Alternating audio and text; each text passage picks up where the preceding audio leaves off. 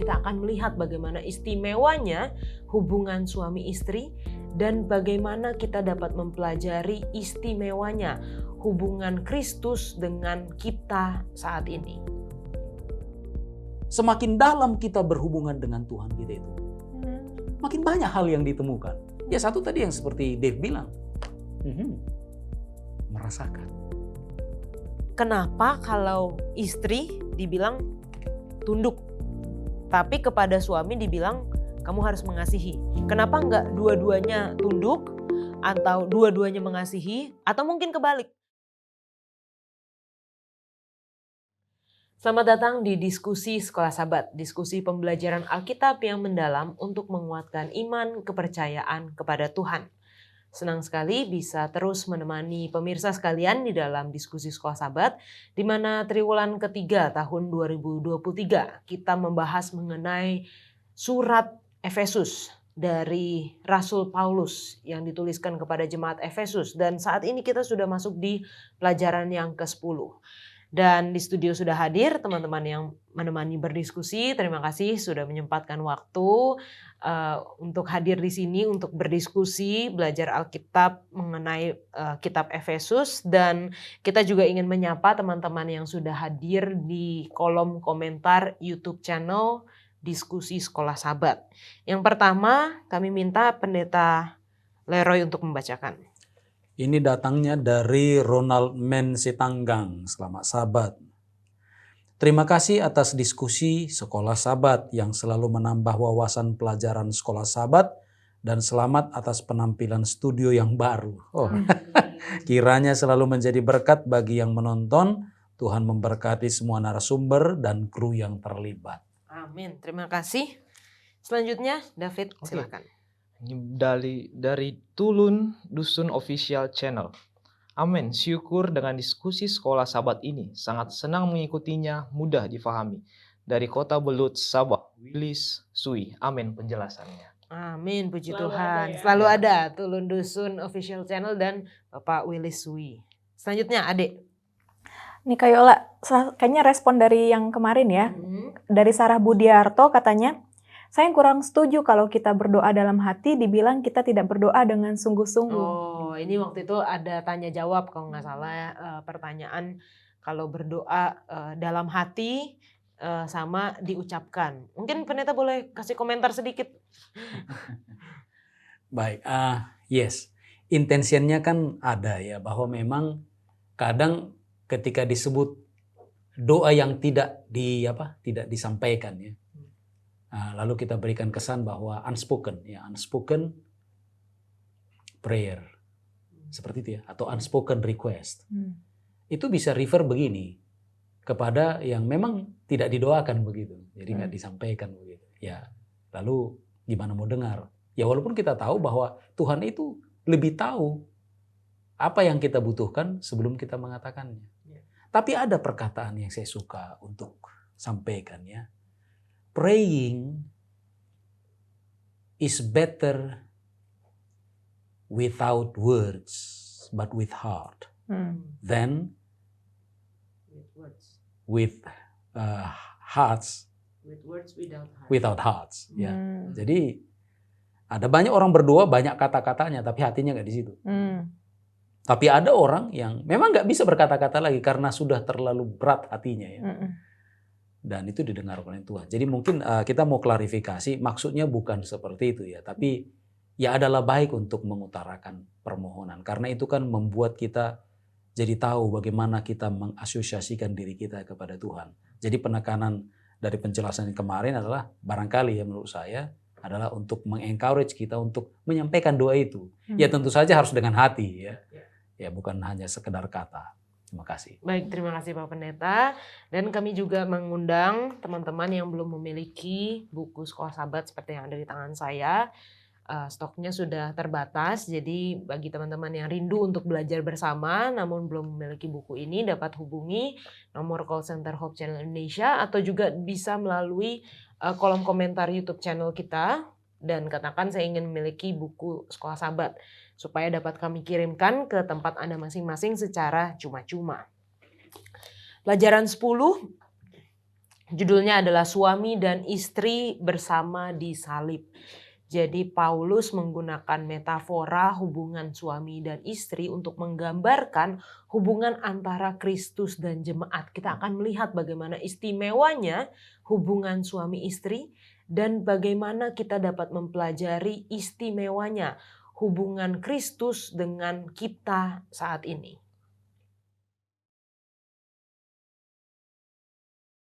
Efesus adalah kota terbesar keempat dari Kekaisaran Romawi.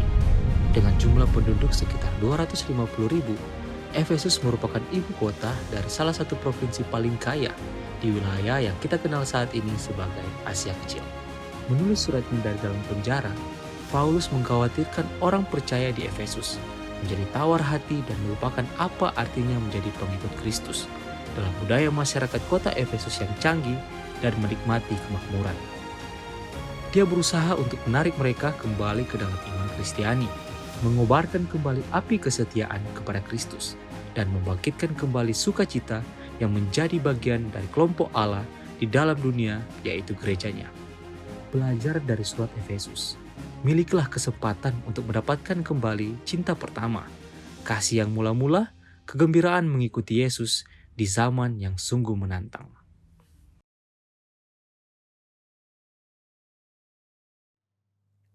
Pelajaran ke-10 dengan judul Suami dan Istri Bersama di Salib. Ayat hafalannya terdapat dalam Efesus 5 ayat 25 sampai 27. Hai suami, kasihilah istrimu sebagaimana Kristus telah mengasihi jemaat dan telah menyerahkan dirinya baginya untuk menguduskannya, sesudah ia menyucikannya dengan memandikannya dengan air dan firman, supaya dengan demikian ia menempatkan jemaat di hadapan dirinya dengan cemerlang, tanpa cacat atau kerut atau yang serupa itu, tetapi supaya jemaat kudus dan tidak bercela. Kita akan memulai dengan doa. Kita minta adik untuk berdoa. Kita berdoa. Maha besar Bapa di surga, kami adalah manusia yang kekurangan hikmat. Ya. Biarlah Engkau sumber dari segala hikmat, memberikan kepada kami Tuhan pengertian ketika kami akan belajar dari firman-Mu. Dengan cara sederhana kami akan mengerti apa yang Tuhan ingin sampaikan kepada kami. Ya. Dan Tuhan juga yang menyanggupkan kami melakukannya. Terima kasih Bapa, dalam nama Yesus kami berdoa. Amin. Amin. Oke, pelajaran kita menarik nih tentang hubungan suami istri. Di sini ada tim yang belum menikah dan tim yang sudah menikah. Pas ya duduknya. Pas duduknya. Iya. Jadi kita mau tanya nih, apa sih kriteria dalam mencari atau menentukan pasangan hidup? Dan nanti buat tim yang sudah menikah, nanti kita mau tanya juga kriteria yang awal sama yang didapetin sama atau enggak gitu ya, sesuai atau enggak. Oke, dari David dulu deh, karena kan kita tim belum menikah ya. Kriteria pasangan hidupnya David gimana? Yang pertama yang jelas satu iman. Oke. Yang satu iman, dan yang kedua dia nanti mencintai pekerjaan saya ke depannya. Oh, puji Tuhan. Catat ya pemirsa. Mana tahu ada yang berminat kan? Tapi nggak mencintai dia, itu masalahnya. Oh, aduh. Harus mencintai dia juga. Ya. Udah cuma 2 aja. Itu aja. Itu aja ya? Iya. Oke, nggak banyak kok. Oke, kalau Ade dulu deh. Ade. Kalau aku aslinya apa setelah dipertemukan? Aslinya baru sama yang realnya nanti. Aslinya banyak sebenarnya, kayak Oke, hobinya pengennya sama dan segala macam. Luar Tapi biasa. yang paling penting adalah 2 waktu itu aku doakan sama Tuhan. Aku mau dia adalah orang yang takut akan Tuhan. Jadi menganggap sesuatu yang rohani itu adalah penting. Oke. Sama 2 sabar Iya. menghadapi saya. Dan realnya gimana? Realnya sesuai dong. Sesuai ya? Yang 2 ya sesuai ya? Suami saya nonton lah. Sesuai. Mertua juga nonton? Iya, puji Tuhan Oke, sesuai. Oke, puji Tuhan sesuai. Nah, kalau pendeta? Ya sama seperti yang Ade bilang ya. Dulu kan idealismenya mantap ya. Banyak kriteria Banyak, panjang gitu, harus begini, harus begitu ya. Tapi kemudian pada waktu masuk dalam ladang pekerjaan, baru kemudian kita sadari bahwa ini serius ya. Ya. Ini serius sekali. Jadi pada dasarnya saya tidak ada kriteria, tapi saya minta tanda malah. Oke. Jadi gantinya kriteria saya minta tanda. Dan dipenuhi tanda itu. Berarti inilah dia orangnya. Jadilah. Kalau Jadi boleh tahu tandanya apa pendeta?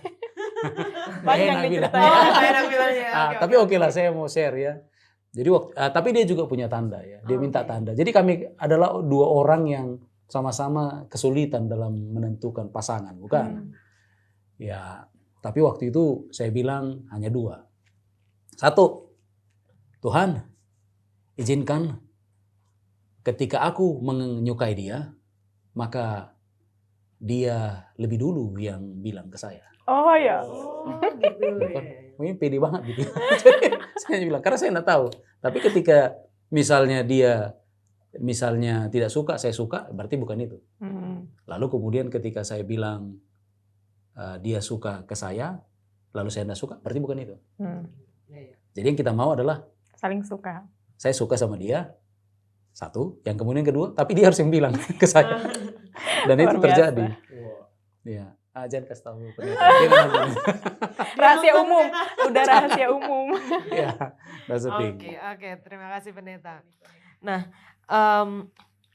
kita kan di sini belajar mengenai Paulus menggunakan metafora-metafora ya. Jadi dari kemarin-kemarin pelajaran-pelajaran yang lalu banyak tuh yang ilustrasi yang sudah diberikan oleh Paulus di dalam suratnya kepada jemaat Efesus, dan spesifik pelajaran atau pasal 5 yang perikop yang kedua, kasih Kristus adalah dasar hidup suami istri, itu benar-benar menggunakan metafora hubungan suami istri, antara suami dan istri. Nah, apa sih istimewanya? Memang kita tahu lah ya kalau suami istri itu lebih istimewa, tapi kan ada hubungan yang lain. Contohnya nggak kalah istimewa hubungan orang tua dengan anak, atau juga mungkin guru dengan murid kan bisa juga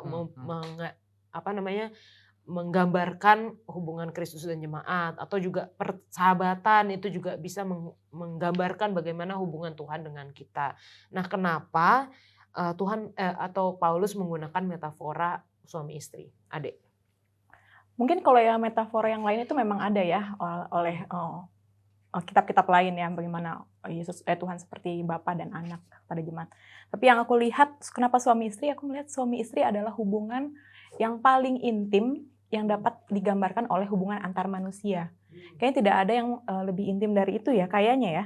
Karena bahkan dikatakan suami istri itu adalah akan menjadi satu daging. Jadi benar-benar akan menjadi satu. Di Roma juga dikatakan tidak lagi dua, menjadi satu. Jadi akan satu pikiran, bahkan satu fisik gitu bisa dikatakan, karena akan bersatu gitu secara fisik dan maupun secara visi misi kehidupan. Jadi menunjukkan bagaimana Tuhan ingin begitu dekatnya dengan jemaatnya, dan Tuhan juga ingin menunjukkan betapa sayangnya dia, karena rasa sayang pun adalah yang paling intim ditunjukkan oleh suami istri gitu. Dan hubungan yang paling dekat itulah yang Tuhan rindukan, jadi paling menggambarkan adalah suami istri mungkin. Oke, kalau David ada? Ya, saya setuju dengan pendapat Kak Ade tadi. Karena hubungan suami istri lebih mendalam, kan? Kenapa? Karena kalau guru dan murid, pasti ada suatu saat muridnya ini tamat, berpisah. Ya. Selesai. Kalau orang tua dan anak juga, nanti ada saatnya anaknya akan Pergi. menikah atau berumah tangga, pasti berpisah. Sahabat ada nggak yang, ada juga pasti waktu-waktu saya dan sahabat saya pasti pergi, ya kan? Tapi suami istri ini hubungannya lebih mendalam karena mereka memilih untuk bersama untuk waktu, ya kalau di janji pernikahan sampai apa mau memisahkan itu. Makanya, dan pelajaran yang menarik dari pelajaran ini bahwa akan dibahas bagaimana proses sebelum mereka menjadi suami istri itu. Makanya mungkin kenapa Paulus memilih metafora suami istri. Oke. Nah, pendeta, ada nggak latar belakang mungkin kalau di zaman Efesus dulu suami istri itu seperti ini, makanya Paulus secara khusus menggunakan metafora suami istri juga. Oke, Greco-Roman polisi atau apalah sehubungan dengan pernikahan. Ini menarik ya, berbeda sekali dengan apa yang kita ketahui. Ya, yang kita tahu kan memang wanita itu dianggap possession, barang. Kan begitu ya? Jangan marah ya. Nah, itu mereka punya berpikir ya. Objek. Tapi ada yang menarik begini. Jadi household ini Greco-Roman ya. Tentu saja itu kan mempengaruhi Efesus. Efesus ini menolong Yahudi kan, bukan. Walaupun gereja di Efesus itu ada dua ya, ada dua kelompok. Satu Kristen Yahudi, ada Kristen yang non Yahudi. Tapi mereka ini Helenis. Jadi modelnya dulu yang kekeluargaan sistem household adalah bahwa wanita itu walaupun sudah diperistri itu bukan bagian dari household. Itu bagian bapaknya. Walaupun kemudian dia nikahkan kan kepada orang lain, begitu ya. Ini mungkin agak sedikit bingung ya. Nah, tapi itu yang terjadi sebenarnya. Nah, itulah sebabnya ketika berbicara tentang konsep dari Rasul Paulus hubungan dengan rumah tangga atau perkawinan, hubungan Yesus dengan Kristus, walaupun kita tahu bahwa metafora ini sebenarnya bukan hanya terbatas di sini. Ya. Jadi Yesus juga diterangkan dalam hubungannya seperti bapak dan anak, ada begitu ya. Dan segala macam ya, termasuk teman juga, pertemanan ya. Tapi yang di sini apa yang mau dilihat? Lihatlah. Nature kan berbeda. Laki-laki perempuan beda. Beda. Nah, Kristus dengan jemaat beda nggak? Beda. Beda. Kristus dengan manusia jauh berbeda. Nature-nya beda. Ini sinless nature, ini sinful nature. Iya. Beda so. Belakang. Tapi bisa menyatu. Nah, itulah sebabnya di ayat yang ke-32 disebutkannya rahasia ini besar. Jadi mengapa? Jadi inilah luar biasanya ya. Melalui Rasul Paulus, Allah kita ini memberikan gambaran. Jadi dia bukan hanya bicara tentang kristologi, tapi dia bicara juga tentang eklesiologi. Jadi ilmu tentang Kristus dan ilmu tentang gereja. Dan itu disatukan dalam teologi yang hanya diterangkan dalam ayat yang cukup pendek ya. Dari ayat 22 sampai 33, that's all. Tapi itu dalamnya luar biasa. Oke, thank you Pendeta. Nah, kalau dalam perikop paling tidak di Alkitab saya nih ya, itu dibagi Efesus 5 ayat 1 sampai 21, lalu 22 sampai 33. Tapi di pelajaran sekolah sahabat kita memulai dengan di ayat 21, Pendeta. Rendahkanlah dirimu seorang kepada yang lain di dalam takut akan Kristus. Nah, ini kenapa dimulai di ayat 21 dan apa maksudnya merendahkan diri seorang terhadap yang lain, David? Ya, jadi ada arti merendahkan diri di sini artinya bukan menurunkan derajat kita kepada sesama kita manusia, bukan. Melainkan merendahkan diri di sini bahwa mengakui bahwa semua manusia memiliki kasih, memiliki penghormatan yang sama dari Tuhan. Itu artinya mengapa memiliki penghormatan, mengapa semua itu sama, karena memang memiliki semua derajat manusia itu sama. Itu makanya mengapa dibilang merendahkan diri seorang kepada yang lain artinya mengakui kesetaraan, bahwa semua memiliki kasih yang sama yang dari Tuhan. Oke, Adek. Oh, aku baru tahu itu. Aku berpikir tadinya ketika melihat rendahkanlah ada saling mendahulukan, kayak kalau kebalikan dari saling menyombongkan. Jadi kayak kamu duluan aja. Jadi kayak seperti saling membahagiakan, kayak prinsip suami istri ya. Soalnya kalau sama-sama ingin dibahagiakan, cekcok yang ada karena merasa saya yang harus dia dibahagiakan. Tapi prinsipnya haruslah saya ingin membahagiakan. Oh, aku gitu, kayak lagi lomba-lombaan membahagiakan gitu. Jadi saling merendahkan diri, mendahulukan yang lain. Aku pikir demikian. Biasanya masih di bawah 5 tahun mungkin ya. Masih indah-indahnya ya Pendeta ya. Kalau Pendeta saling membahagiakan juga Pendeta? Ya iyalah. Oh iya benar ya. Biasanya di atas yang di atas berapa puluh tahun itu juga itu berlaku. Amin, berarti bagus. Oke. Nah, atau kata-kata selanjutnya nih. Di dalam takut akan Kristus. Nah, seperti takut yang seperti apa? Mungkin langsung ke Pendeta. Nah, tunggu dulu. Mungkin di ayat 21 ya. Saya suka sekali itu. Kenapa disebut? Begini, di dalam teks aslinya ini memang kata dan, conjunction dan, kata penghubung dan tidak ada. Jadi tepat sekali memang ayat 21 yang memulai ya. Karena langsung masuk imperative verb ya di sana ya. Disampaikan. Baik, sekarang masuk kepada ayat berapa itu tadi? 22 ya? Masih 21. Masih 21 ya? Di dalam takut akan Kristus. Ya, itu berarti apanya? Jadi gini, ketika jadi Rasul Paulus ini berhati-hati sekali dalam memberikan nasihat ya. Tunduk satu sama lain. Tapi kualifikasinya apa? Kualifikasinya haruslah di dalam takut akan Tuhan. Karena banyak kan saling tunduk, yang penting tunduk ya, tunduk. Tapi apa kualifikasinya, apa dalam atmosfer apa, atau dalam bentuk apa begitu ya. Dan dia memberikan tambahan seperti itu. Rasul Paulus ini memang harus panjang-panjang menulis sesuatu ya. Jadi tetap kriterianya harus ada ya, bahwa ini dia yang dimaksud, takut akan Kristus. Jadi merendahkan, ada orang merendahkan diri di hadapan sesamanya karena dia takut sama orang ini. Bukan karena takut akan Tuhan. Karena takut kan. Takut Ini, dihukum. takut ini bos saya nih, atau ini pemarah orangnya, ini takut gitu. Bukan. Justru oleh karena kita takut kepada Tuhan, maka kita merendahkan hati atau rendahkan sesama ya. Justru kita bisa saja berani sama dia untuk katakan, tegur kan begitu. Saya dengan rendah hati sampaikan bahwa engkau salah saudaraku. Bisa enggak gitu? Tapi kalau kita tidak takut kepada Tuhan, maka ya dalam ketakutanlah terus hidup kita, dan kita tidak akan berani untuk katakan. Karena apa? Itu akan menimbulkan konflik, bukan? Dan konflik itu paling tidak enak loh.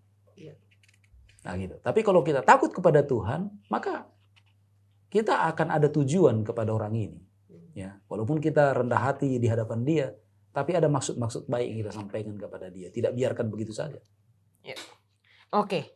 Nah, ini mulai masuk di ayat 22 ya. Dikatakan, hai istri, tunduklah kepada suamimu seperti kepada Tuhan. Apa maksud dari ayat ini? Apakah seorang istri itu, wanita itu harus menganggap suaminya seolah-olah adalah seperti Tuhan? Siapa duluan nih? Adik masih mencari-cari. Oh, ya udah berarti David dulu ya. Oke, jadi tunduklah kepada suamimu seperti kepada Tuhan. Jadi kita bertanya-tanya apakah suaminya juga harus kita perlakukan seperti Tuhan? Mungkin seperti itu ya yang berada dalam pikiran kita. Namun saya ingin menjelaskan bahwa ini bukan dikatakan bahwa supaya suami lebih tinggi derajatnya dari istri. Bukan. Namun hal yang ditekankan di sini bahwa memang istri itu adalah kepemilikan suami. Kepemilikan suami ya. Istri ini ada kepemilikan suami, itu makanya istri harus menghormati si suami. Jadi saya lebih suka membaca ayat ini, hai istri, tunduklah kepada suamimu seperti kepada Tuhan. Itu saya lebih suka membacanya, hai istri, tunduklah kepada suamimu seperti layaknya di dalam Tuhan. Mungkin itu menurut saya. Oke. Adik, Sebagai seorang istri. Saya tadi disambungkan dengan apa pembahasan dari pendeta tentang kualifikasi. Pentingnya sesuatu itu tidak dianggap bebas berarti begitu saja, tapi ada lingkupnya. Nah, kalau tadi dalam takut akan Kristus, ini di ayat 23-nya dikatakan, karena suami adalah kepala istri sama seperti Kristus adalah kepala jemaat. Kenapa lalu ada lanjutannya, dialah yang menyelamatkan tubuh. Kenapa saya perlu percaya untuk bisa tunduk kepada suami saya? Karena saya tahu dia ini mau menyelamatkan tubuh, bukan mau punya sesuatu yang jelek buat saya ketika saya perlu tunduk sama dia gitu. Jadi ada unsur kepercayaan di sana bahwa ada maksud yang baik ketika saya tunduk kepada suami saya. Dan tadi lingkupnya adalah di dalam takut akan Kristus. Jadi apakah suami yang nggak takut akan Kristus tunduk?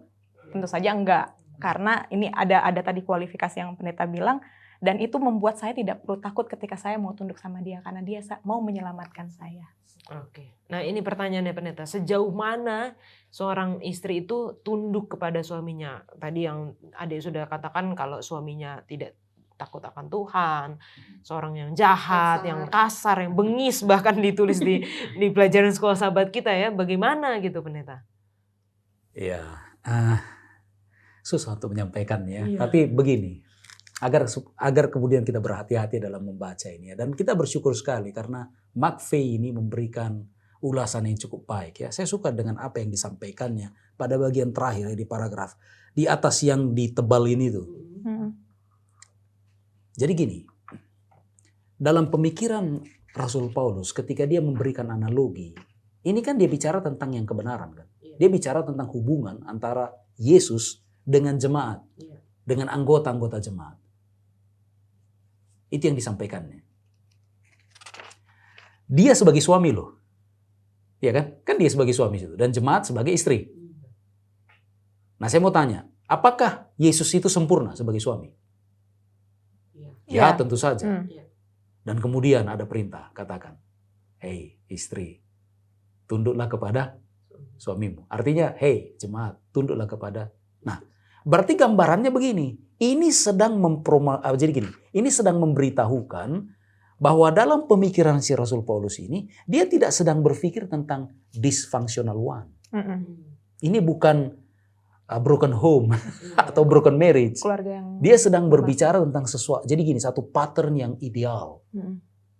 Dan dinyatakan itu. Tapi jangan pula langsung ambil kredit.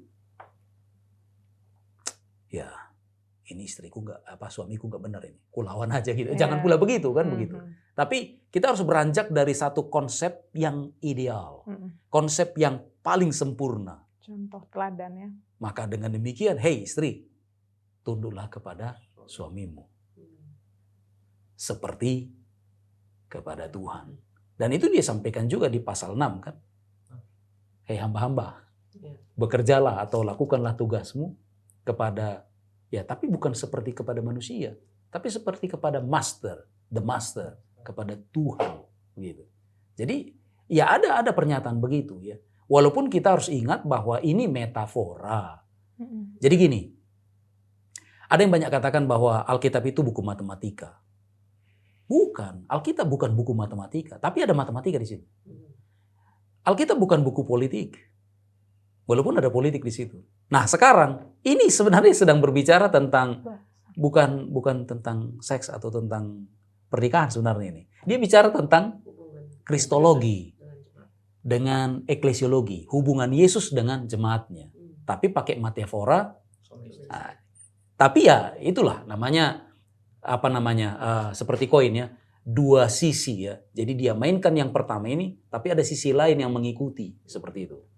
Ya, terima kasih. Oke, terima kasih pendeta, itu lengkap, jelas banget. Enggak, justru jelas karena artinya ini bukan menjadi kayak alasan atau oh ini nih kamu harus tunduk kepada saya gitu. Tapi kan ini apa yang Paulus gunakan untuk sebenarnya rahasia hubungan Kristus dengan jemaatnya. Oke, teman-teman jangan kemana-mana karena kita akan lanjutkan mengenai hubungan suami istri ini setelah yang satu ini.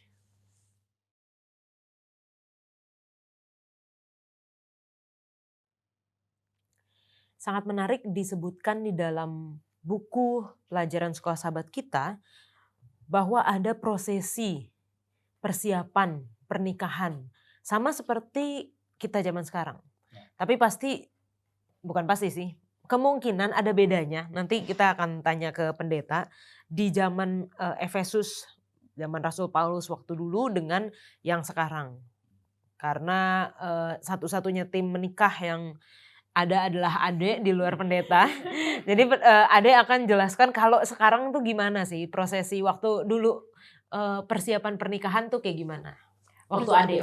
Waktu aku persiapan pernikahan, pertemuan keluarga dulu. Sebelumnya calon suamiku saat itu datang ke orang tua minta izin, kemudian sudah terjadi kepercakapan, kemudian kedua keluarga ketemu ngobrol mau dilaksanakan kapan, udah. Sebenarnya sesimpel itu ya waktu itu. Ada pertunangan? Pertunangan nggak ada sih. Oh nggak ada. Nggak ada. Nah, jadi kayak yang pertemuan keluarga itulah pertunangan Iya, bisa dibilang. Iya, itu lebih ke pertemuan adat. Jadi ketika berpacaran itu dianggap itulah keseriusannya. Tapi nggak ada sih kalau acara pertunangan secara formal. Kalau pas hari H yang dilakukan apa aja nih? Dandan dan biasanya kan iya sama di sini ya. Merias diri gitu Merias. kan. Mandi gitu. Ada mandi juga sini. Ada ya, lucu ya di sini di yang 3 ada memandikan mempelai wanitanya. Sebenarnya di sekarang aku nggak pernah mendengar ya, mungkin ada siraman tapi iya, kalau adat beda adat ada mungkin iya. ya. Cuman aku nggak ada dan tidak ada siapapun yang menyiram itu, cuman mandi aja biasa. Mengucapkan firman perjanjian, iya tentu saja masih ada janji pernikahan waktu itu. Ya. Mempersiapkan dan menghiasi pengantin wanita. Nggak secara langsung tetapi dibiayai mungkin ya. Persiapannya dibiayai, jadi dia mempersiapkan aku juga untuk dapat dipresentasikan dengan baik gitu dalam upacara pernikahan itu. Dan ada, kalau di Batak itu ada sinamot. Jadi ada mahar yang diberikan kepada pihak keluarga pihak wanita pada yang kalau di kami sih tetap aja kami juga pakai untuk acara juga sih. Jadi itu adalah tanda bahwa dia siap untuk menafkahi aku gitu. Oke. Kalau yang di sini disebutkan acaranya 10 hari ya. Wow. Ada yang enggak ya? Enggak, sehari aja Cukup satu aja. Sanggup. Oke. Nah, kalau di zaman jemaat Efesus gimana pendeta? Kayaknya agak mirip-mirip sih, cuman mungkin ada yang beda kali.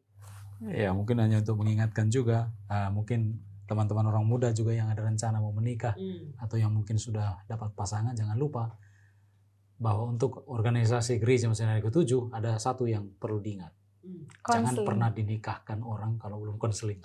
Berapa lama? 3 bulan minimal ya. 3 bulan minimal. Adik berapa? Lebih dari 3 bulan sih. Walaupun pengen- online. Dia pengen dapatkan semua ilmunya. Iya, Berguna nggak? Berguna. banget. Ya? Banget. Karena kan belum pernah ya. Iya. Jadi emang harus tahu clue-cluenya apa sih kira-kira di pernikahan itu yang Ya. perlu diketahui. Jadi ada penambahan seperti itu. Jadi pastikan sebelum membuat merancang tanggal pernikahan, pastikan dulu berapa lama kira-kira konseling itu. Muatkan saja di situ 3 bulan. Nah, kalau begitu kapan mulai kan begitu ya. Jadi itu memberikan ample time kepada pastor yang memberikan konseling, memberikan penyuluhan untuk bisa range dia punya topik untuk didiskusikan. Nah, bagaimana dengan Roma? Ya, kembali berpulang pada Greco-Roman ini ya, pernikahan ya tentu saja sebuah peristiwa bukan saja individu, tapi juga peristiwa 2 keluarga minimal kan. Iya. Apakah ada perbedaannya? Ya, saya lihat tidak terlalu banyak bedanya. Ini persekutuan 2. Cuman begini ya, ada satu yang mungkin kalau kita mau bedakan dengan kita yang namanya Kristen, bahwa setting itu kan bisa saja bukan rohani. Ya toh? Nah, itu mungkin satu bedanya. Walaupun ada juga orang nikah ya secara rohani. Kalau sekarang bisa kira-kira nikah nggak rohani. Harus ada di negara. Ya, negara ada kan? Mm-mm. Itu nama catatan sipil. Sipil. Tapi catatan sipil itu mencatatkan peristiwa. Mm-mm. Nah, peristiwa pernikahannya di mana? Oh iya, kami ketemu pandang-pandangan. Wah, kita menikah. Lalu jadi gitu? Nggak bisa. Harus ada orang lain di luar dari mereka berdua Saksi. yang mendapatkan otoritas agama atau otoritas negara untuk menyatukannya. Jadi nggak bisa misalnya ujuk-ujuk ada seorang bapak katakan, ku nikahkan kalian, nggak bisa kan? Ada satu orang yang diauthorize untuk itu, kan begitu. Jadi itulah makanya itu senantiasa berpulang pada agama. Nah, kalau di Greco-Roman, ya ada begitu, ada juga priest imam dari masing-masing kepercayaan ya, entahkah dewa mana apa segala macam ada. Tapi ada juga yang ya kita cocok, udah lalu gimana? Ya nikah. Misalnya untuk situasi Yahudi, kita bicara Yahudi dulu ini ya. Kira-kira waktu si Musa misalnya nikah sama si Zipora, itu kira-kira yang menikahkan siapa ya? Kemungkinan besar itu dinikahkan sama Jitro, bapaknya sendiri. Kita lucu rasanya kalau ada seorang anak bilang, "Pak, aku mau dinikahkan oleh kamu saja." Ya untung, katakanlah bapaknya pendeta misalnya. Ya, agak aneh gitu ya rasanya. Ya, kau dinikah sama orang lain lah, jangan sama bapakmu. Karena itu agama kan begitu ya. Nah, kira-kira demikian. Mungkin itu saja bagian-bagian yang kita bisa deteksi ya dari cerita di Efesus pasal yang kelima ini. Oke. Nah, di dalam pelajaran kita tuh ada proses-proses ya. Pernikahan bahkan disebutkan nomor 1 sampai 6.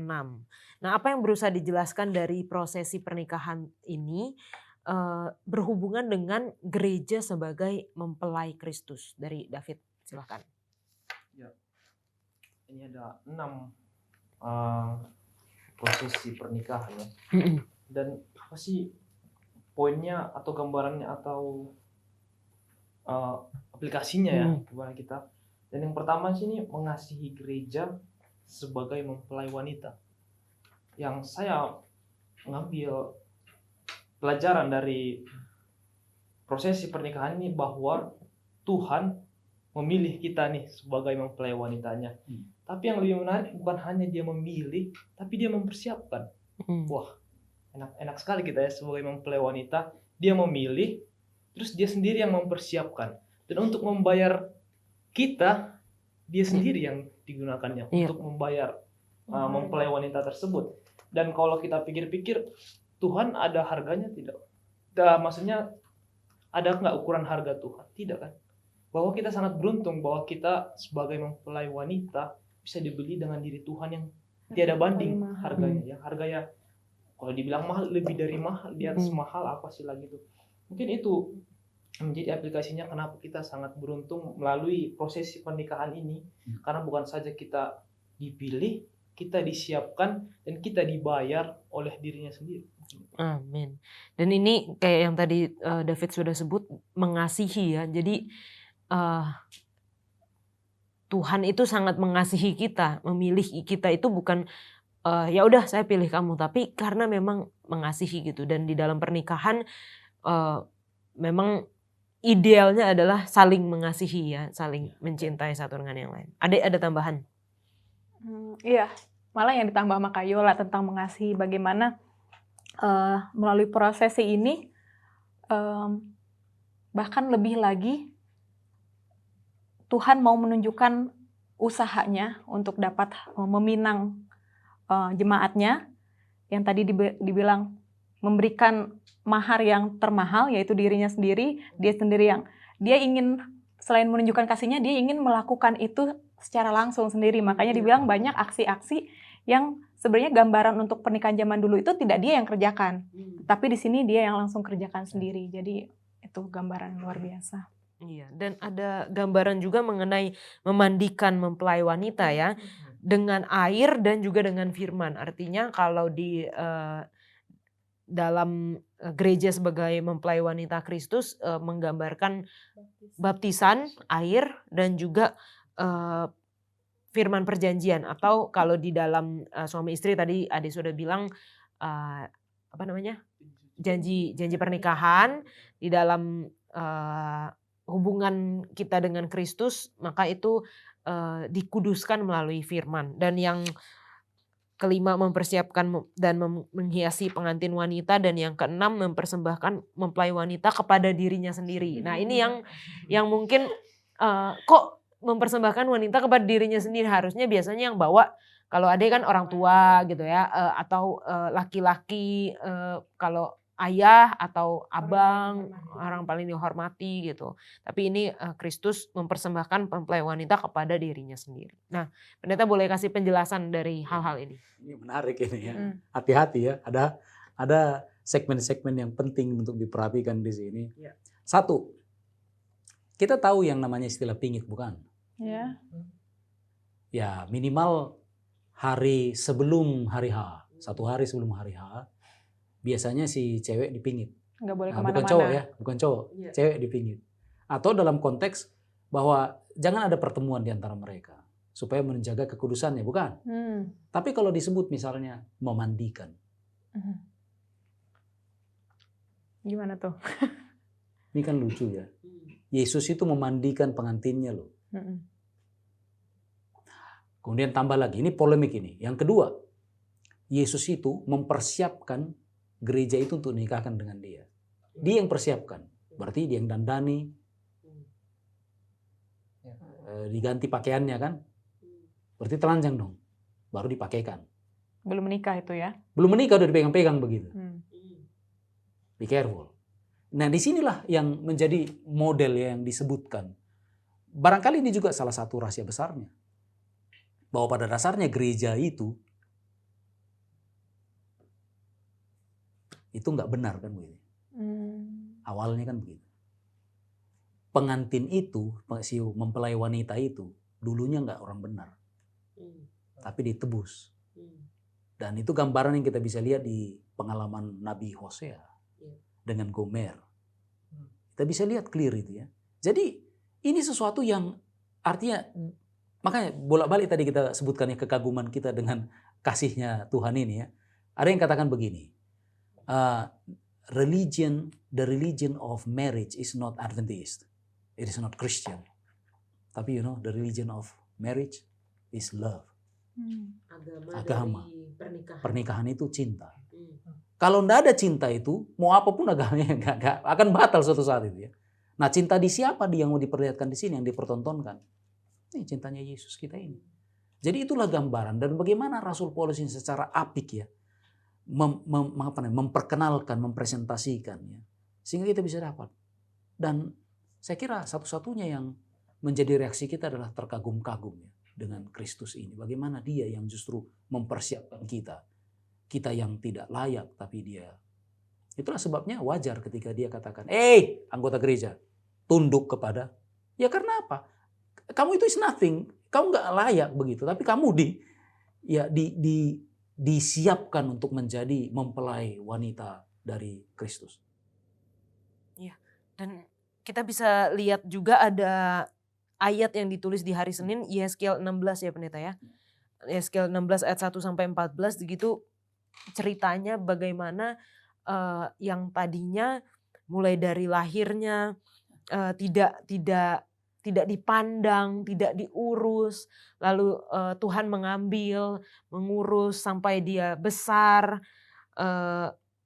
lalu aku menghamparkan kainku kepadamu, menutupi auratmu, lalu mengadakan perjanjian dengan engkau. Jadi memang Tuhan itu sebagai yang pihak yang aktif untuk mengasihi, untuk mencari, untuk memilih, mengajarkan, mempersiapkan kita sebagai jemaat untuk menjadi mempelainya. Nah, pertanyaan selanjutnya nih mungkin di ayat yang selanjutnya. Ayat 28, demikian juga suami harus mengasihi istrinya sama seperti tubuhnya sendiri. Siapa yang mengasihi istrinya, mengasihi dirinya sendiri. Nah ini mungkin ada pertanyaan, kenapa kalau istri dibilang tunduk, tapi kepada suami dibilang kamu harus mengasihi. Kenapa enggak dua-duanya tunduk, atau dua-duanya mengasihi, atau mungkin kebalik, kepada suami tunduklah pada istrimu, istri kasihi suamimu gitu. Tapi akan kita jawab setelah yang satu ini.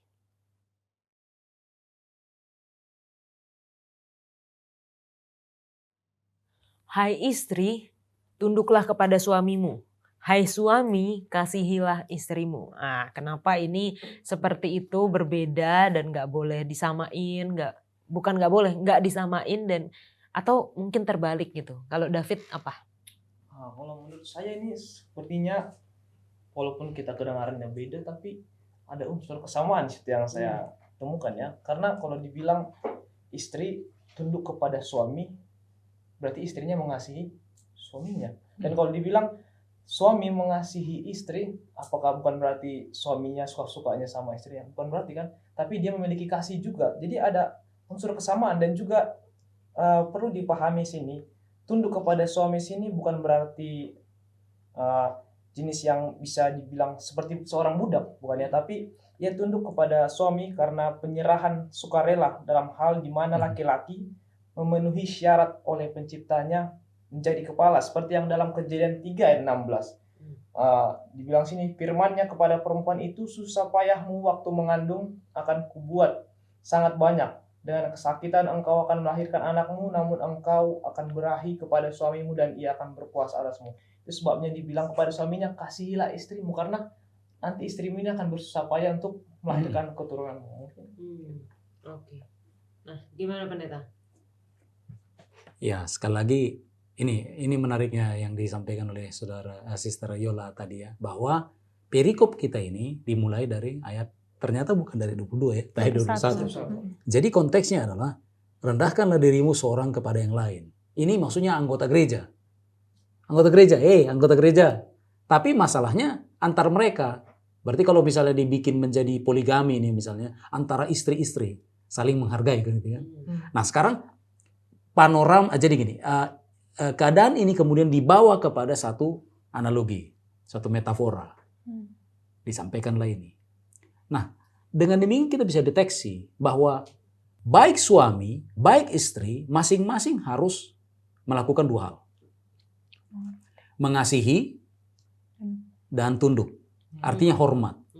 masing-masing itu. Suami juga harus mengasihi. Suami juga harus menghormati istrinya. Demikian juga dengan istrinya. Cuman begini, ada sesuatu yang ditekankan di sini. Jadi ini namanya penekanan. Special emphasis. Bahwa yes, adalah kewajibanmu, hei istri, untuk mengasihi suamimu juga. Tetapi ingat, peranmu adalah untuk menghormatinya. Hormat kamu. Demikian juga si suami. Ya, memang engkau juga harus menghormati, apalagi hak-hak istrimu kan. Tapi ingat, empasisnya di sini adalah engkau harus mengasihinya. Tapi oke lah, terlepas dari cerita, karena Yesus pasti mengasihi jemaatnya. Sama seperti si suami harus. Tapi begini, mengapa ini tidak boleh ditwist misalnya, adalah karena lihat realita di masyarakat sekarang. Anak-anak tidak hormat kepada bapaknya. Barangkali mungkin karena dia melihat mamanya gak pernah hormat ke bapaknya. Ya kan? Mungkin ini terjadi karena beberapa faktor. Yang pertama, barangkali gaji mama lebih tinggi daripada gaji papa. Atau barangkali kelihatannya mama ini lebih dewasa, lebih cerdas ya dibandingkan dengan papanya. Tapi bagaimanapun, apa yang dinyatakan oleh Efesus di sini, apa yang dinyatakan oleh Rasul Paulus ini perlu jadi pertimbangan ya.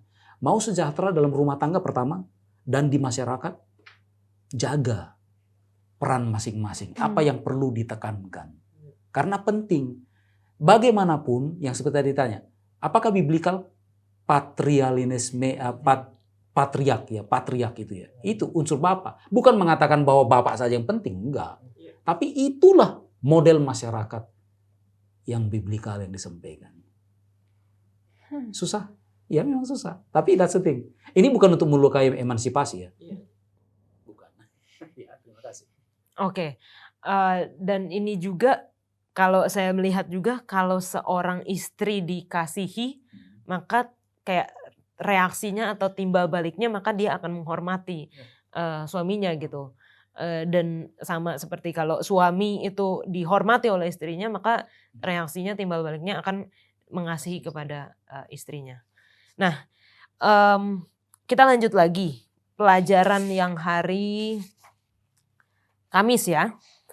Apa yang dimaksudkan dengan judul model pernikahan satu daging? Bagaimanakah hubungan seksual yang sehat dalam hubungan suami istri? Dijelaskan di sini ke Adik.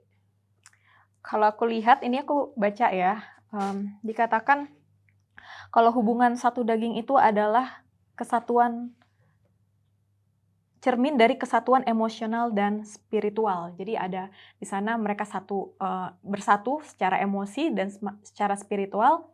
Dan ketika satu daging itu bukan sebuah dominasi. Jadi bukan kalau secara umum kita kalau ngomongin seksual, oh ini adalah kuasa atas pria gitu kan terhadap wanita gitu. Ada yang lebih dominan. Tapi di sini dikatakan itu bukan satu dominasi atau penaklukan, tetapi adalah sebuah persatuan. Makanya hubungan satu daging ini bukan tentang kemauan siapa, tetapi adalah concern. Dua-duanya merasakan manfaat, merasakan indahnya hubungan ini. Dan satu lagi yang aku lihat adalah hubungan satu daging ini tidak dilakukan dengan sembarang orang. Hanya satu orang ini, tidak yang lain. Jadi ini sangat menggambarkan juga bagaimana kita mempunyai Tuhan itu cuma satu, kesetiaan kita terhadap Tuhan. Karena begitu intimnya kita tidak melakukan intim ini dengan orang lain. Dan ini bukan sesuatu yang kita bisa umbar kepada orang lain juga gitu. Jadi ini adalah satu hubungan yang sakral, persatuan emosional. Jadi ada persatuan bukan penaklukan. Oke. Kekudusan dalam pernikahan ya Pak Pendeta ya. Mungkin Pendeta bisa jelaskan memang dalam hubungan suami istri yang realnya dan juga dengan hubungan Kristus dengan jemaat. Baik. Menimpali apa yang disampaikan oleh Adik tadi ya. Ini menarik karena dia sudah pengalaman. Setidaknya berapa tahun? Baru 1 tahun. Masih indah-indahnya. Masih indah ya. Jadi one flesh ya, one flesh. Yang jelas ini tentu saja bicara tentang penyatuan, ya kan? Ya. Dari 2 jadi 1. Ya. Mungkin unsur yang perlu ditekankan juga bahwa kita sedang membicarakan bahwa Tuhan memang berencana bahwa ada 1 laki-laki, ada 1 perempuan, lalu 1 mereka. Jadi jangan bicara tentang ada 2 laki-laki atau 2 perempuan, 1 pasangan. Atau mungkin keroyokan seperti gitu ya. Lalu ini pasti bebas daripada konsep eksploitasi. Ya kan ada eksploitasi kan. Atau mungkin pleasure goal oriented. Nah, kita sama-sama nih, sama-sama suka nih. Hanya sama-sama mencari suka. kesenangan. Ada setting kan. Nah tapi saya suka juga untuk melihat apa istilah one flesh di sini, satu daging di sini. Ketika saya satu daging dengan seseorang wanita, maka kan diharapkan idealnya ketika dia merasa sakit, saya sakit. Masalahnya dalam eksploitasi nggak begitu, dalam marriage kontrak nggak begitu. Urusanmu itu katanya. Yang penting saya. Urusanmu itu. Masa itu aja gue nggak tahu katanya kan? Bukankah itu yang terjadi? Sehingga banyak juga orang-orang muda sekarang, sorry to say, katakan tidak cari jodoh, sudah pas usianya. Saya enggak mau pendeta. Kenapa? Sudah terlalu banyak saya menyaksikan broken relationship. Papa saya, mama saya begitu, uncle saya begitu, siapa saja begitu, di gereja pun begitu. Tapi kita perlu promote, ini perlu diviralkan bahwa itu karena konsep nggak pas gitu ya. Jadi gini, one flesh, oke, itu memang seks betul satu, tapi itu hanya satu elemen. Tapi elemen yang lain, be careful. Itu bicara tentang jadi gini ya, sepenanggungan begitu, ada perasaan bersama begitu. Sama seperti dalam istilah tubuh ya. Ketika tangan, kata Rasul Paulus itu, ketika tangan sakit, ya kaki rasa sakit. Mana bisa dibilang, urusanmu itu katanya. Nggak bisa. Nah begitu juga dengan hubungan suami dan istri. One flesh. Bagaimana mungkin kau nggak merasakan sakit? Berarti ada yang salah. Ketika engkau tidak rasa sakit istrimu, berarti ada masalah dengan kau. Hubungan Kristus dengan jemaat pendeta dihubungkan dengan Allah itu juga. Dan kita tahu bahwa Yesus mengerti ya apa yang kita rasakan, sama seperti yang tadi pendeta katakan, kalau kita lagi sedih atau kita lagi mungkin ada masalah, ada sesuatu, Tuhan mengerti gitu permasalahan kita. Tuhan ikut menangis ketika menangis, ada lagunya itu ya pendeta.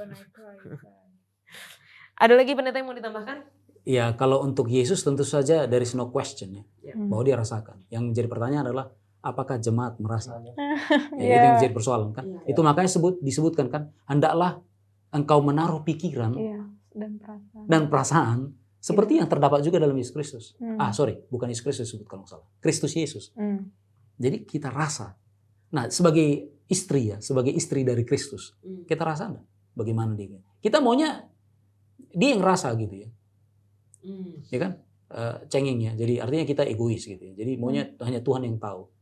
Tapi coba pikirin, kira-kira gimana perasaan Tuhan ketika kita misalnya nyeleweng artinya secara rohani ya, nyeleweng, tidak setia padanya.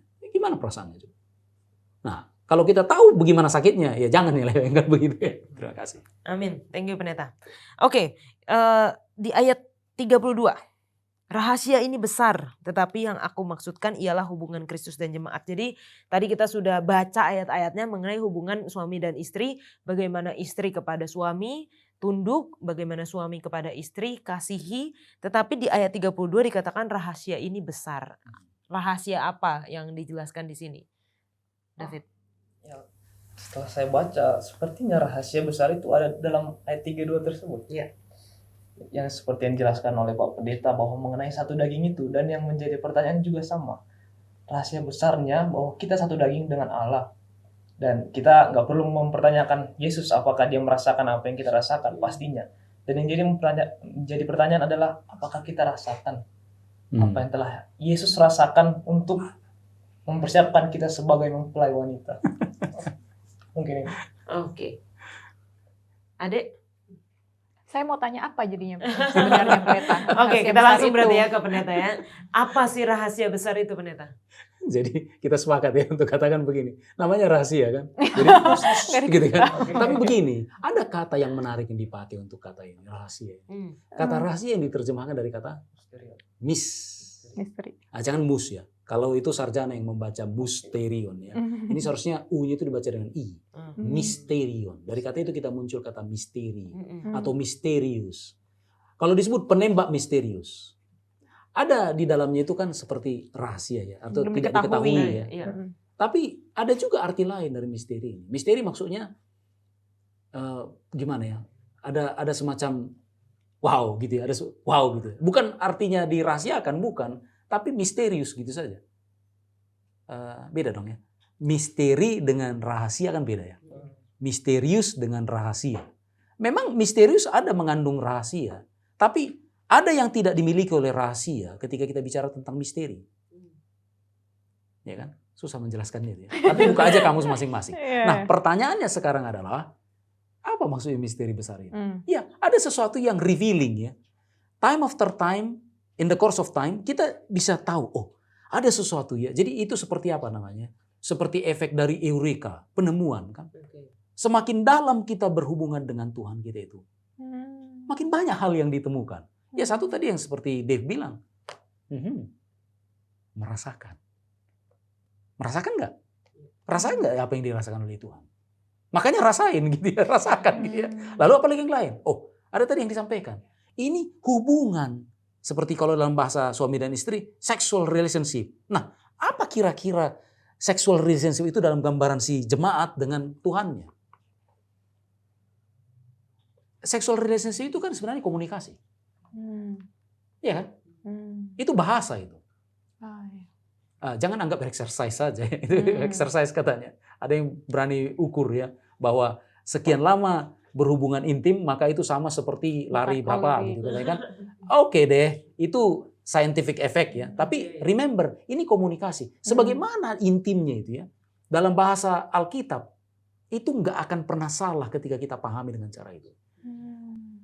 Ketika menyebutkan kata hubungan intim, maka mereka akan menggunakan, khususnya bahasa Ibrani, menggunakan kata yang berbeda. Dia tidak sebutkan itu, tapi dia sebutkan kata yada. Yang artinya tahu.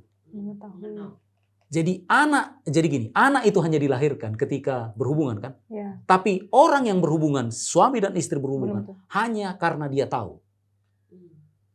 Ada orang kan nggak tahu kan? Tiba-tiba ketemu gitu. Lalu, ayo booking hotel. Nama aja nggak tahu. Bukankah di dunia Barat banyak begitu ya? Yang penting senang aja. Nggak perlu kita tahu. Nggak tukar KTP itu, nggak. Bukan cuma Barat, udah. Udah sekarang udah masuk ke sini kan begitu. That's the problem. You need to know first. Baru hubungan. Nah itu dia. Dan itu misteri kan? Nah, bukan hanya rahasia, misteri. Revealing ya. Kalau sedikit demi sedikit dibuka. kau akan tahu. Wow, itu amazing ya. Rahasia masih tetap. Ya masih ada rahasianya, tapi revealing. You need to know. You need to know. That's the thing. Ya, terima kasih. Dan di dalam hubungan suami istri gitu juga ya, revealing juga ya. Semakin ada pengalaman baru gitu. Bosan gua gitu ya. Itu bukan revealing lagi, not mysterious anymore. Iya, Pasti ada yang. Oke. Dan di dalam pelajaran hari Kamis juga disebutkan bahwa rahasia besar ini mencakup kedua sisi metafora ganda. Tadi yang pendeta sudah sebutkan mengenai koin ada dua sisi itu ya. Pernikahan Kristen dipahami dalam terang hubungan Kristus dengan gerejanya. Dan hubungan Kristus dengan gerejanya dipahami dalam terang pernikahan Kristen. Jadi banyak sekali yang kita pelajari baik dari sisi pernikahan Kristennya atau hubungan suami istrinya. Melihat dari bagaimana hubungan Kristus dengan jemaat dan juga dari bagian bagaimana hubungan Kristus dengan jemaat dihubungkan dengan bagaimana hubungan suami istri. Satu lagi, Sebelum sebelum lupa. Gereja masing-masing ya. Sebenarnya ini mainstream ya, mainstream. Ada gereja ini, ada gereja ini. Maksudnya ini by kategori, bukan by name of the church ya. Ada gereja, saya tidak perlu sebutkan namanya. Jadi gereja ini lebih melihat kepada perkawinan itu seperti sakramen, bukan? Tapi gereja kita tidak seperti itu. Ada bedanya. Jadi karena kita tidak mau bawa ini jadi seperti apa ya. Karena sekali lagi, ketika disebutkan suami istri, ini sebenarnya bukan itu yang mau dibahas. Ini sebenarnya signal merujuk kepada hubungan Yesus dengan jemaatnya. Ya, hubungan jemaat dan Yesus itu tinggi. Tapi hubungan suami dan istri itu di bawahnya. Itu hanya dipakai sebagai metafora untuk menceritakan yang lain. Jadi bukan fokus kepada itu. Walaupun ada dapat banyak informasi kita dari perbandingannya dari membandingkan antara Yesus dengan jemaatnya dengan suami dengan istrinya, kira-kira begitu. Itu saja yang saya sampaikan. Oke. Terima kasih Pak Pendeta, juga Ade dan juga David sudah berdiskusi. Aduh, kalau diskusi firman Tuhan ini kayak kurang terus gitu ya. Misterius. Iya betul. Jadi kayak kurang terus waktunya, pengennya nambah-nambah terus padahal kita udah nambah dari yang biasanya ya. Apa? Dan saat ini kita akan masuk di dalam segmen tanya jawab, dan kalau teman-teman punya pertanyaan, ini kayaknya banyak nih kalau yang pekan ini pelajarannya banyak pasti pertanyaannya, silakan tinggalkan di kolom komentar YouTube channel Diskusi Sekolah Sahabat atau juga nomor WhatsApp Hope Channel Indonesia, bilang ini pertanyaan untuk Diskusi Sekolah Sahabat, maka kita akan menjawabnya di episode selanjutnya.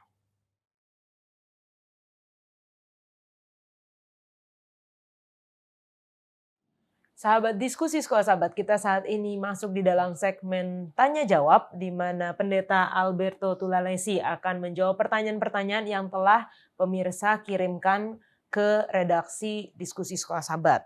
Nah, langsung saja Pendeta. Baik. Untuk yang pertama dari Bernard S.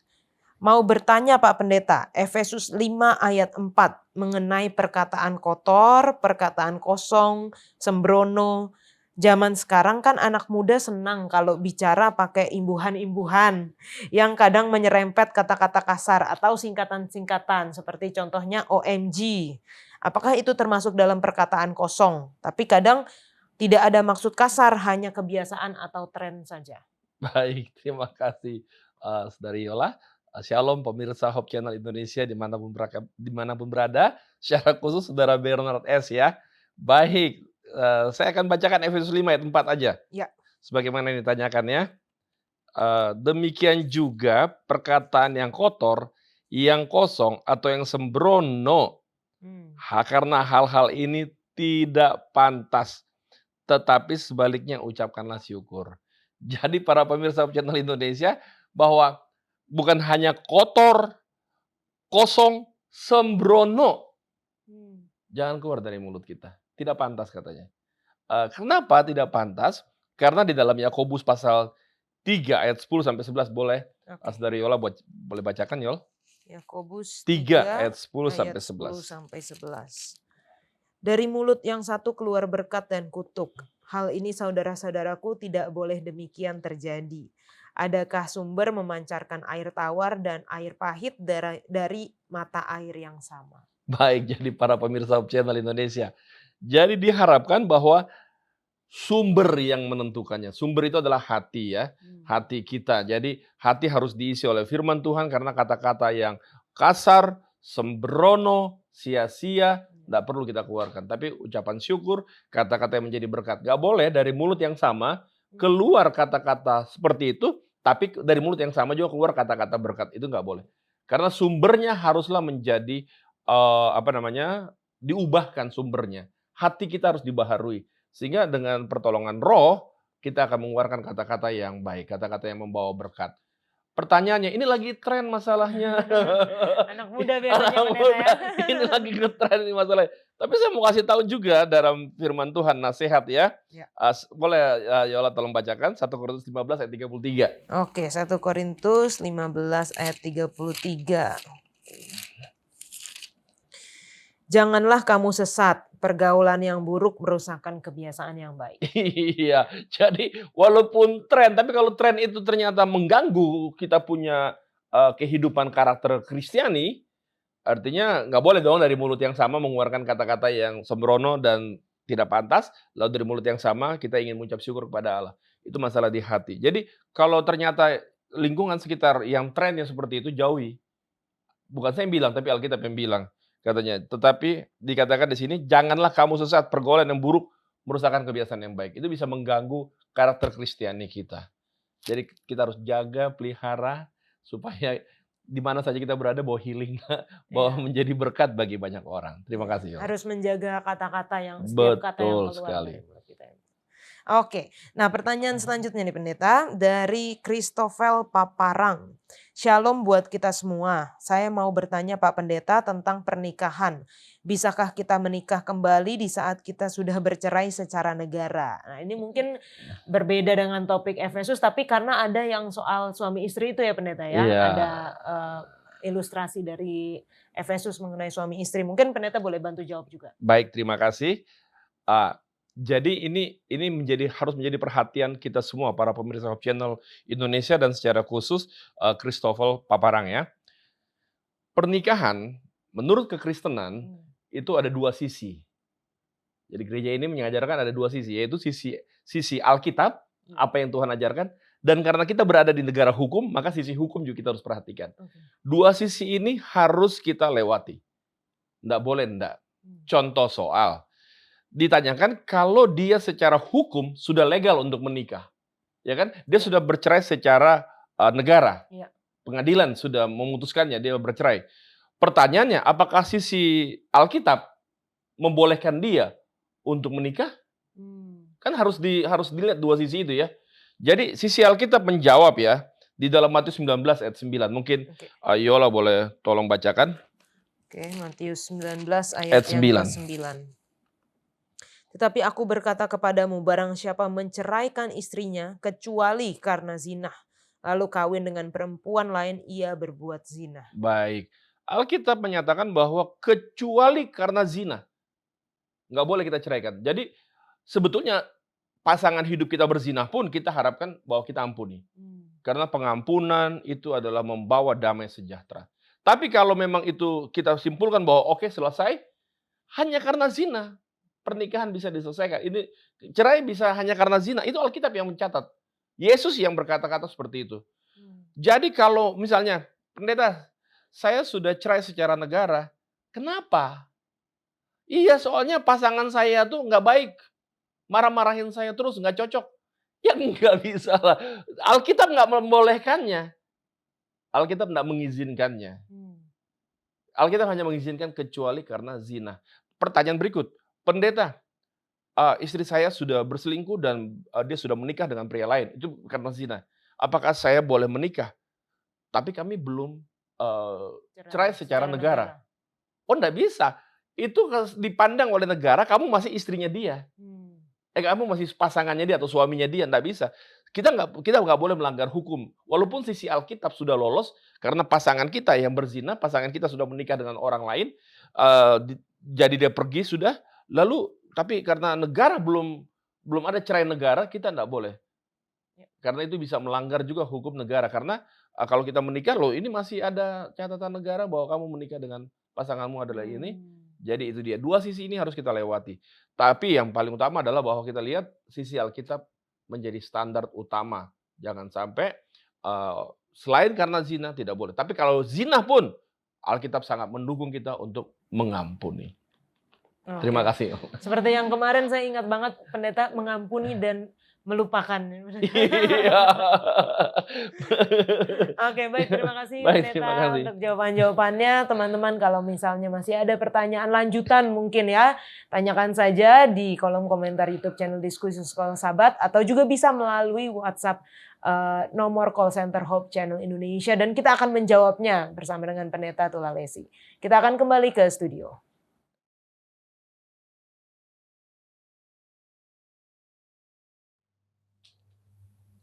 Untuk menutup diskusi kita akan minta pendeta Leroy untuk berdoa. Mari kita berdoa. Ya Bapa di sorga, terima kasih. Karena melalui pembelajaran pada kesempatan ini kami semakin dibuat mengerti bagaimana Yesus Kristus yang adalah Tuhan kami dalam alamiahnya yang tak berdosa mau mengasosiasikan dirinya dengan jemaat Tuhan. Mari Bapa di sorga, buat kami terkesima. Dan lebih lanjut lagi, akan semakin setia menghormati Tuhan yang sudah melakukan banyak hal untuk menebus dan menyelamatkan kami. Tolong ya Bapa, khususnya orang-orang muda yang sementara bersama-sama dengan kami mempelajari dan sedang bermeditasi terhadap apa yang baru saja kami pelajari. Agar terus didorong sedemikian rupa untuk membaktikan hidup masing-masing kepada Kristus. Izinkan kami tidak akan menyia-nyiakan waktu kami, tapi akan ambil keputusan untuk mau berpenyerahan kepada Tuhan, suami dari jemaat. Di dalam nama Yesus kami berdoa. Amin. Amin. Terima kasih Pendeta Laroy dan juga Adik David yang sudah berdiskusi bersama.